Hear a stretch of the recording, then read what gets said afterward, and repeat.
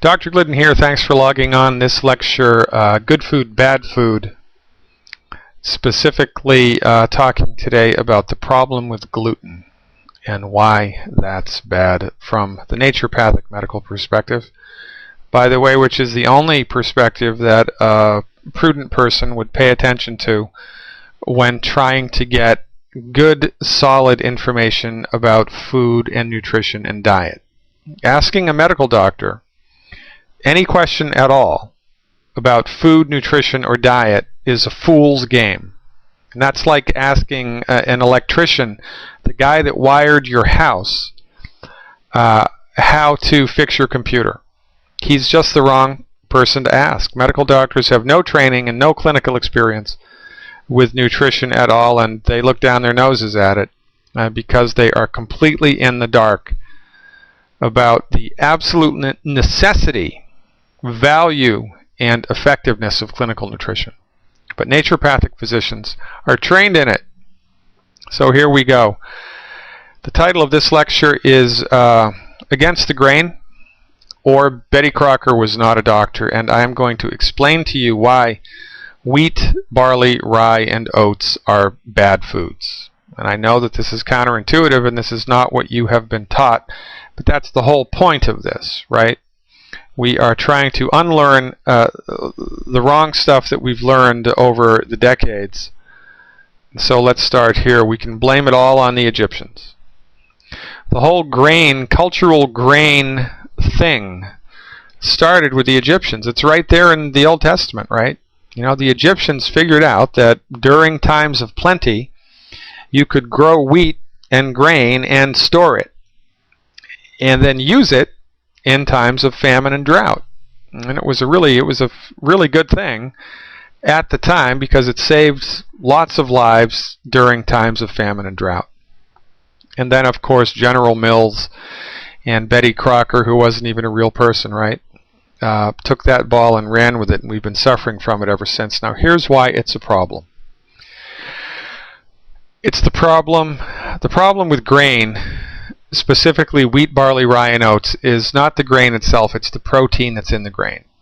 And the protein that's in these grains mostly is referred to as gluten. And gluten is a very difficult protein for the human body to digest. Conservative estimates are that 60% of Caucasians and 80% of blacks have a big problem digesting the gluten protein. Okay? And here's why that happens. Now, a protein doesn't matter whether it's a fish protein or a chicken protein or a wheat, barley, rye, oat protein, a rice protein, or a soy protein, doesn't matter. If it's a protein, all that it is long chains of amino acids or amino acids that have been daisy-chained together. Now, if you remember from Dr. Wallach's lectures, amino acids are essential nutrients. There are 12 amino acids that are essential nutrients for the human body, which means they need to be imported into the body. The body cannot manufacture an essential nutrient. If a nutrient is categorized as essential, it has to go down the hatch every day. So we get our amino acids from protein. That's the main reason we need to eat protein. Now, regardless of the type of protein, a protein is just a group of amino acids that have been chained together through chemical bonds. This would be the chemical bond, and the individual balls in this diagram or circles would be the amino acids. Okay? So this is a very simple protein, a number of amino acids daisy-chained together, and it's the job of the stomach to break those chemical bonds, liberating the free amino acids. Let's look at that again. Here's a protein. And we chew the protein up and swallow it. It goes into the stomach, where the stomach hopefully snaps those chemical bonds, liberating the amino acids, which are now free and which the body can absorb readily. Now, here's a picture of a simple protein. You can see here that the balls would be the amino acids daisy-chained together in a chemical structure which is either simple or quite complex.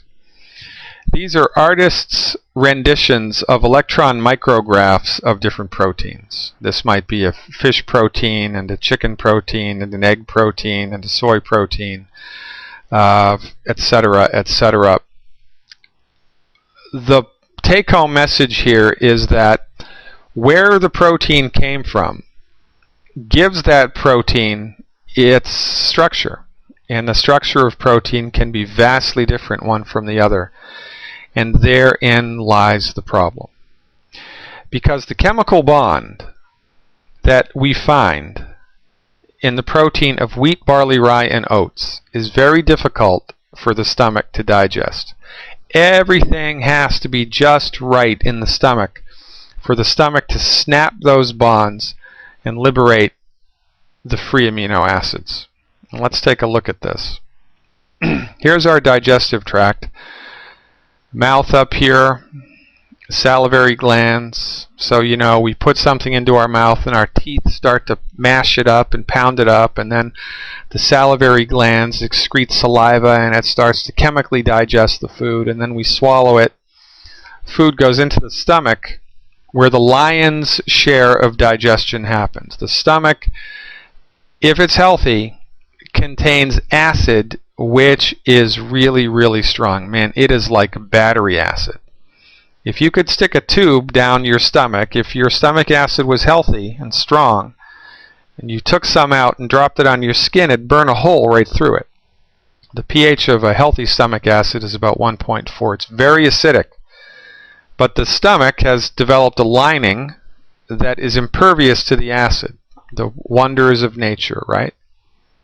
So we eat food, mash it up with our teeth, swallow it, it goes into the stomach where the lion's share of digestion happens. And then the food passes from the stomach into the small intestines.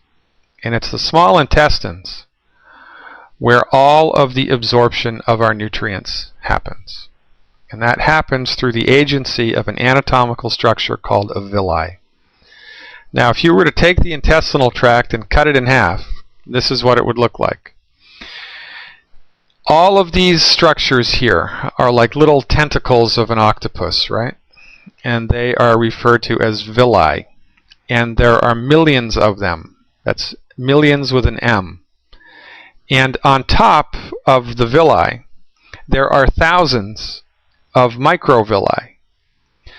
1,000 million is a billion. So in somebody's intestinal tract, there are billions of tissues which are designed specifically to absorb nutrients. So it's the job of the villi to reach out, stick onto a molecule of food that you've digested, and suck it in, put it into the bloodstream. This is the border. The intestinal tract is where everything gets absorbed into the bloodstream. Now, once a nutrient or something gets into the bloodstream, it's inside the body. When it's in the intestinal tract, it's outside the body, which I know is counterintuitive. You think about it, if you put a grape, inside your mouth on top of your tongue, technically it would be outside of the body. It's not going to be inside of the body until your body digests it and absorbs it into the bloodstream. And that happens in the intestinal tract. That is the job of the intestinal tract, to absorb the nutrients that your system has digested. Okay? However, when we eat wheat, barley, rye, or oats, we get nothing but trouble. Because the chemical bonds of wheat, barley, rye, and oats, for some reason, and we don't know why, it just is, right? For some reason, those chemical bonds are very difficult for the stomach to break. I mean, everything has to be just right for the stomach to break these bonds and liberate the free amino acids. And again, conservative estimates are that 60% of Caucasians cannot do this, and 80% of blacks cannot do this. So this means when the majority of whites and blacks, or blacks, the majority of people eat wheat, barley, rye, or oats, these proteins are undigested. And this is a problem. Because when you get an undigested protein, and remember, they can be very complex, right? So when you get one of these tumbling through the intestinal tract, where there should only be individual amino acids, that's like having an elephant in your living room. And that's a bad idea. That's nothing but trouble. You have an elephant outside the house, no problem. Maybe for the elephant, but not for you. But an elephant inside the house will start breaking things, and that's exactly what happens. As these undigested proteins of wheat, barley, rye, and oats tumble through the intestinal tract, they destroy the villi mechanically, and they also carry an electrical charge. A thundercloud, the bigger that the thundercloud is, the bigger the electrical charge that it holds, and the bigger the lightning that comes out of it, right? It's the same thing with an undigested protein. Because of its size and complexity, a protein carries an electrical charge. And as the undigested protein tumbles through the intestinal tract, it's like a live wire. And it will also destroy the villi through something akin to contact dermatitis. The electrical charge destroys the villi, gives it a little zap. Now, remember, it is the job of the villi to absorb nutrients into the body. And when you destroy the villi, you impair the mechanism that the body absorbs nutrients through, right? So, common sense then would dictate that when you eat wheat, barley, rye, and oats, and those undigested proteins tumble through the intestinal tract, as they destroy the tissue in the intestinal tract, all kinds of bad things happen. You get irritable bowel, celiac disease, Crohn's disease, and ulcerative colitis, which all are the same disease, by the way, just different levels of tissue destruction. But all of this ultimately results in malabsorption. Because what are we doing? We're destroying the villi, which the body uses to absorb things.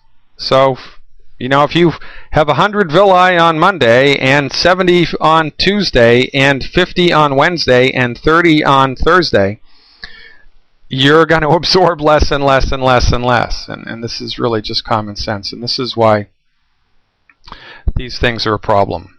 And now, all of this leads to malabsorption, which of course is the genesis of most chronic disease. Dr. Wallach's seminal research clearly showed, beyond a shadow of a doubt, that the majority of chronic disease is caused or directly affected by lack of nutrition, by malnutrition. Now, our supposition is that there's not enough nutrition in the food anyway to sustain somebody's body and make it healthy. It is impossible to nutrify the body just by eating food. You cannot do it. Now, if on top of that sad fact, we're eating regularly wheat, barley, rye, and oats that are destroying the villi, we're going to be able to absorb even less nutrients than we could the week before. So the food doesn't have the nutrients that we need anyway, and now we can't absorb half of it.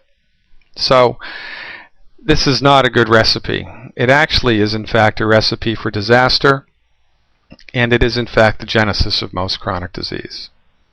So our take-home message: you may be in the small percentage of people that are okay with wheat, barley, rye, or oats, but the odds are against it.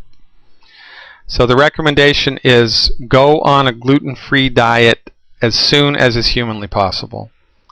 You will benefit from it undoubtedly. And as our clinical experience shows us, that the longer we go on a gluten-free diet, the better we feel, the healthier we get, and the more our body is able to absorb things. Oh, the good news. When we stop eating wheat, barley, rye, and oats, give the body the 91 essential nutrients appropriate for body weight every day, guess what happens? The villi grow back. And that's a good thing. Dr. Glidden with you, your steadfast advocate for health. Thanks for logging on. I look forward to talking to you in the future. Stay tuned.